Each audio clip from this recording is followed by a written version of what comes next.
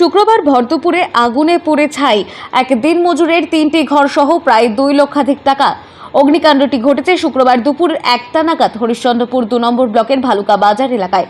আগুনে পুড়ে ছাই হয়ে গিয়েছে দিনমজুর শেখ বাবুল আলীর 3টি ঘর সহ বাড়িতে থাকা আসবাবপত্র, শস্য ও জামাকাপড় সহ নগদ 2 লক্ষাধিক টাকা।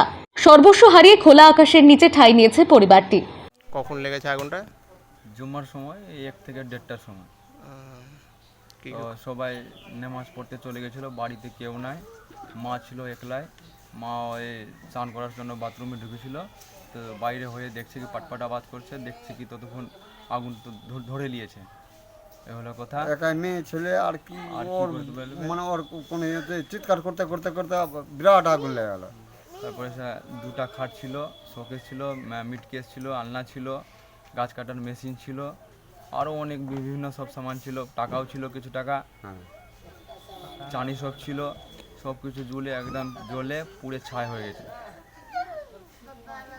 তো মোটামুটি 2.5 লাখ টাকার উপরে আমার খরচা হয়েছে, পুড়ে ছাই হয়ে গেছে।